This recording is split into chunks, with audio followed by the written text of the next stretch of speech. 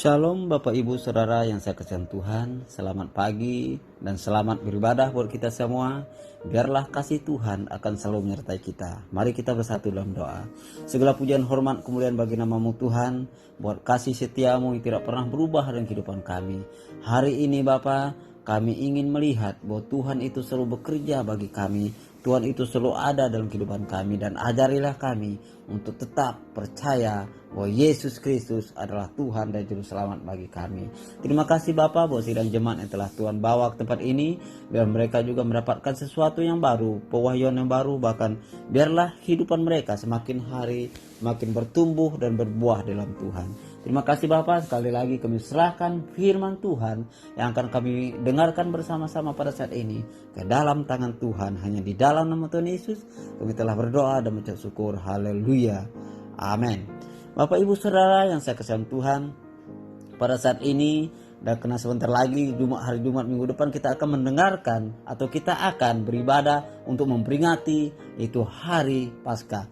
Tetapi pada saat ini kita akan membahas itu Paskah. Apa itu Paskah? Paskah itu juga menunjukkan atau mengingatkan kita kembali bahwa kematian Yesus adalah bukti nyata bahwa Dia sangat mengasihi kita.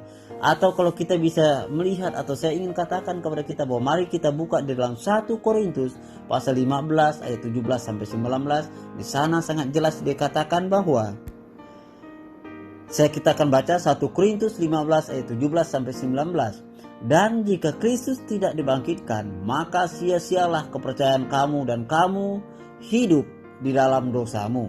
Demikianlah binasa juga orang-orang yang mati dalam Kristus.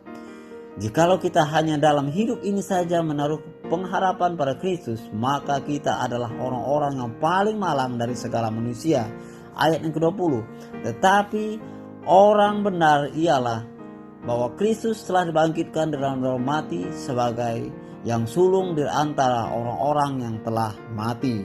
Bapak Ibu Saudara yang saya kasihan Tuhan, di sini sangat jelas kepada kita bahwa Paskah mengingatkan kita bahwa kalau Yesus tidak mati dan bangkit, maka kehidupan kita sia-sia. Atau bisa dikatakan dengan kata lain, kita akan selalu hidup di dalam dosa.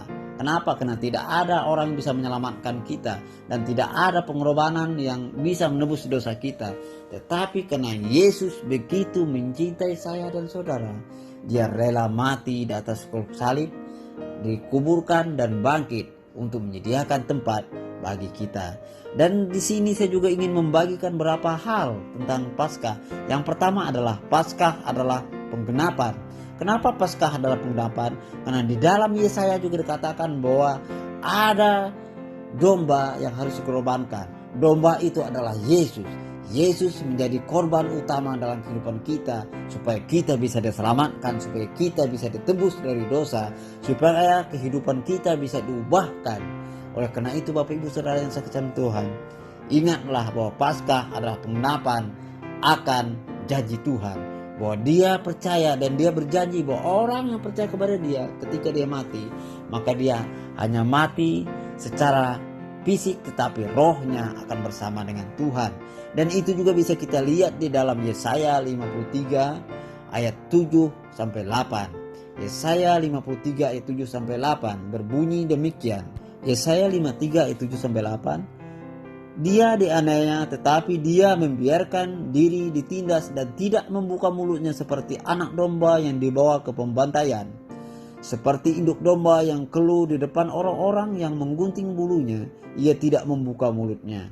Sesudah penahanan dan penghukuman ia terambil, dan tentang nasibnya siapakah yang memikirkannya? Sungguh ia terputus dari negeri orang-orang hidup, dan karena pemberontakan umatku ia kena tulah. Di sini Bapak Ibu sangat jelas sekali bahwa di dalam Yesaya mengatakan bahwa itulah penggenapan janji Tuhan, bahwa harus ada yang dikorbankan, ya Allah, Yesus Kristus. Oleh karena itu, mari kita memiliki pengharapan yang kokoh pada Tuhan. Dan pengharapan kita itu adalah janji Tuhan yang akan Dia genapi di dalam kehidupan kita. Dan juga Bapak Ibu Saudara yang saya kasihi Tuhan, bagian yang kedua yang bisa kita pelajari adalah Paskah adalah pengampunan. Artinya ketika kita mengingat akan kematian Tuhan atau mengingat Paskah, kita harus ingat bahwa pengampunan. Artinya tanpa pengampunan nggak akan mungkin Yesus mati di kayu salib.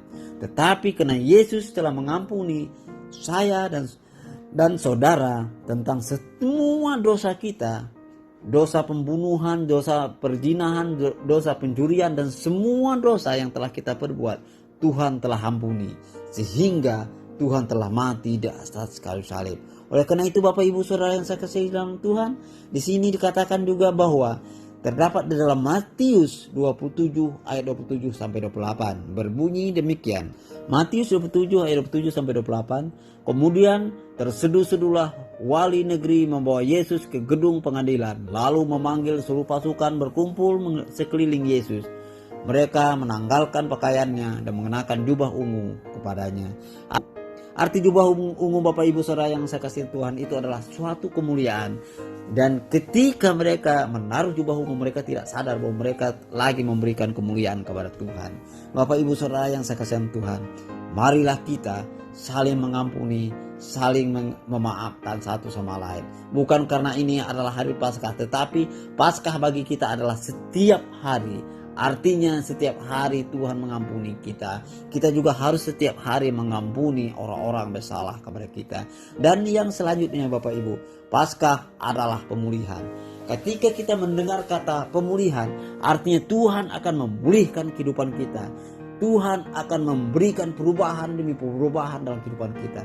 Tuhan akan memberikan perubahan. Ingat, perubahan itu ketika kita sakit Tuhan memberikan kesembuhan. Ketika kita tidak punya jalan keluar, Tuhan memberikan jalan keluar bagi kita. Itulah perubahan. Perubahan kita juga, kita harus berubah, kita harus bertumbuh dan berbuah di dalam Tuhan. Itu adalah arti Paskah juga.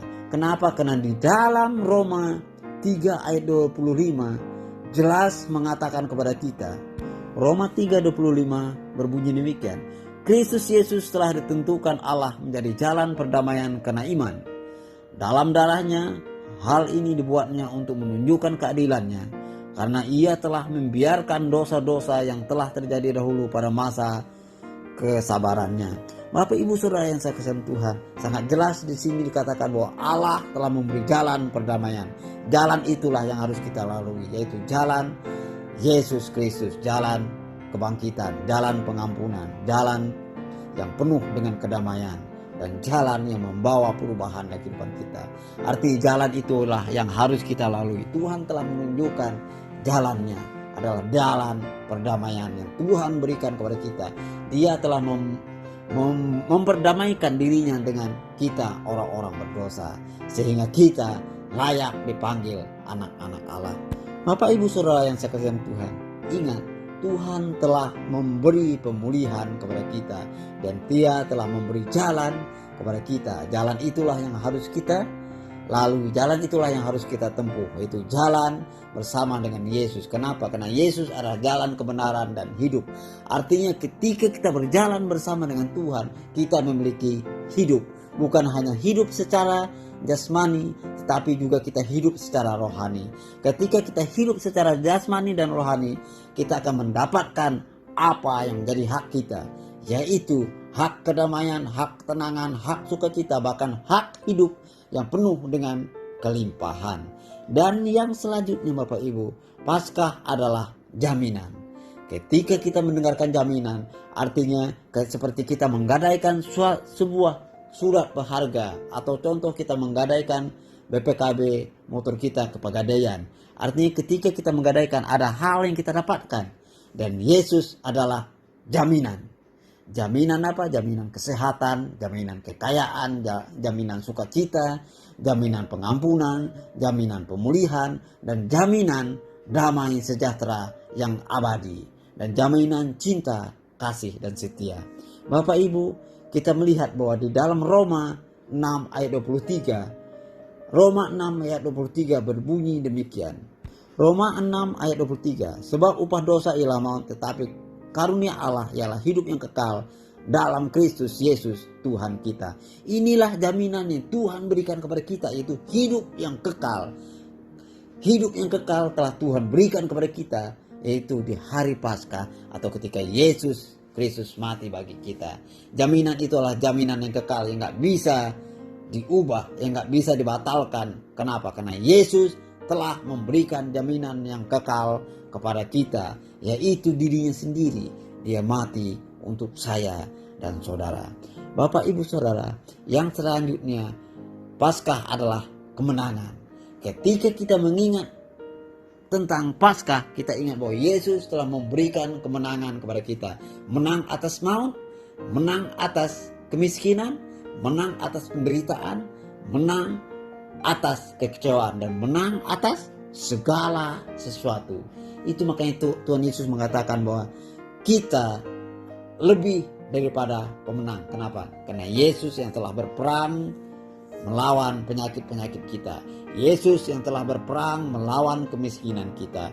Yesus yang telah berperang melawan kelemahan-kelemahan kita. Yesus yang telah berperang melawan setiap keinginan daging kita. Sehingga apa? Sehingga kita hidup di dalam buah-buah roh. Bapak, Ibu, Saudara, yang terakhir adalah Paskah adalah memberikan kebebasan. Pembebasan artinya hidup kita yang dulu sebelum kita mengenal Tuhan, kita terikat oleh dosa. Hidup kita sebelum kita mengenal Tuhan, kita terikat oleh keinginan daging. Keinginan daging adalah pencurian, pembunuhan, pemberontakan dan sebagainya. Itu adalah keterikatan kita. Tetapi ketika kita menerima Tuhan sebagai juru selamat kita, atau saya bisa katakan ketika Tuhan telah mati bagi kita dan kita percaya dan kita menerima, maka Tuhan mau lepaskan kita dari keterikatan itu, membawa kita kepada kemenangan, membawa kita kepada kebebasan, membawa kita kepada sukacita, membawa kita kepada kemerdekaan. Oleh karena itu, Bapak, Ibu, mari kita tunjukkan bahwa kita adalah orang yang merdeka, kita adalah orang yang telah dibebaskan. Mari kita buka di dalam Efesus 2 ayat 15, berbunyi demikian. Efesus 2 ayat 15, sebab dengan kematiannya sebagai manusia, ia telah membatalkan hukum Taurat dengan segala perintah dan ketentuannya, untuk menciptakan keduanya menjadi satu manusia baru di dalam dirinya, dan dengan itu mengadakan damai sejahtera. Bapak, Ibu, Yesus telah mempersatukan kehidupan kita, itu kehidupan yang baru. Ketika kita mati, kita harus percaya bahwa kita bersama dengan Bapa di surga. Oleh karena itu, kuatkan dan teguhkanlah hati kita. Kenapa? Karena Yesus telah bersama-sama dengan kita, telah memberikan kita kebebasan, telah memberikan kita pengampunan, telah memberikan kita keselamatan yang kekal. Selamat Hari Paskah. Tuhan Yesus memberkati. Mari kita bersatu dalam doa. Segala pujian, hormat, kemuliaan bagi nama-Mu Tuhan, buat kebaikan dan kemurahan yang tidak pernah berubah dalam kehidupan kami. Hari ini adalah hari yang terbaik yang Tuhan berikan, dan kami percaya sesuatu yang baik telah terjadi dalam kehidupan kami. Kenapa? Karena Yesus bersama dengan kami. Bapa, biarlah ketika kami ingin memperingati Hari Paskah, kami ingat bahwa kami telah dibebaskan, kami telah diampuni, dan kami telah dipulihkan. Dan Tuhan telah memberikan jaminan kehidupan kepada kami. Bapa, terima kasih Yesus, terima kasih Roh Kudus. Mari kita angkat kedua tangan kita. Tuhan berkati engkau dan melindungi engkau. Tuhan menyinari engkau dengan wajahnya dan memberi engkau kasih karunia. Tuhan menghadapkan wajahnya kepadamu dan memberi engkau damai sejahtera. Pulanglah sidang jemaat dengan berkat Abraham, Ishak dan Yakub. Biarlah kebaikan, kemurahan akan selalu mengikuti kita, mulai pada saat ini sampai Yesus datang yang kedua kali. Tuhan Yesus memberkati. Amin.